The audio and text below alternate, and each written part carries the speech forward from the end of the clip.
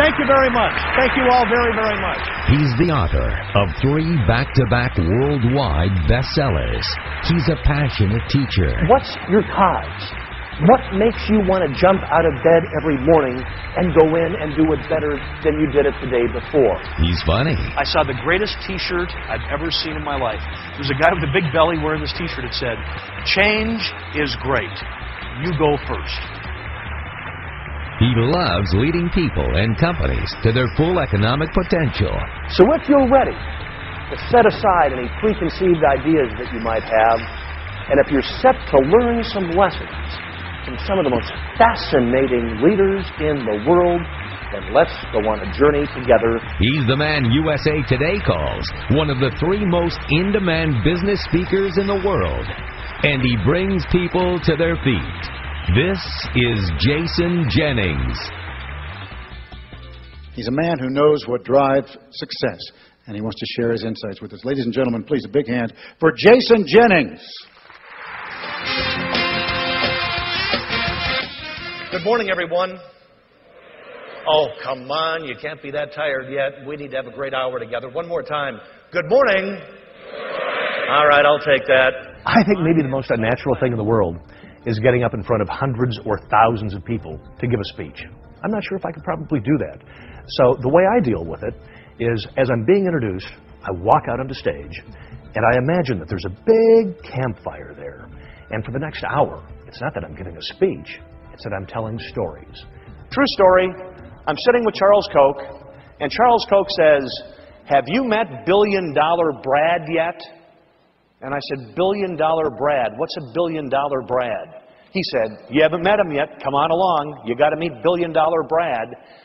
So we take the elevator down a couple of floors. We come to a cubicle farm that's got 800 cubicles, the biggest cubicle farm I've ever seen in my life. And we finally come to this cubicle, and Charles goes, "Hey, Brad, $1 billion Brad, you in there?" And this little face pops up from the cubicle. The guy who comes up from the cubicle, I mean, he looks like an angel. He looks like he's never shaved. Little pink cheeks, corn-fed, out there in the Midwest. He looks... Stand up. Stand up. He looks just like you without glasses. I mean, he looks just so beautiful and angelic. Like, you know, like the cherub from the Hallmark store. And Charles said, "That's my $1 billion Brad."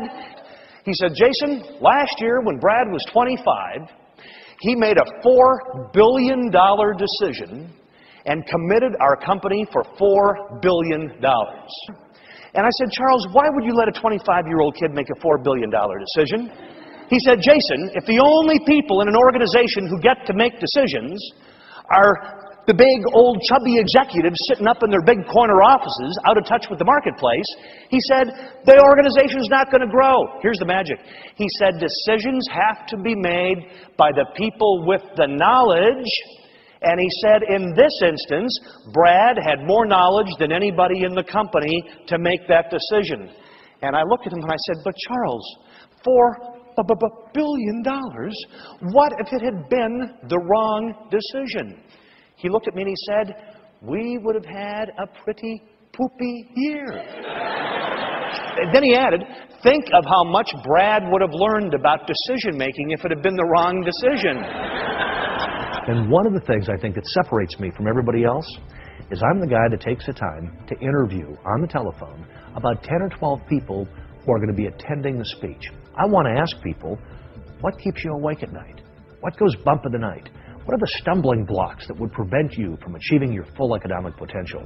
Once I hear those things, then I'm able to select content and hopefully hit one out of the park and give people what they need to hear. I have always been absolutely fascinated by your industry. Secondly, when I had a conversation with C.C. Thompson about you, the group, and about the agenda, it was the best delivered and best prepared conversation that I've ever had in my life, and I thought, I really am going to like these people.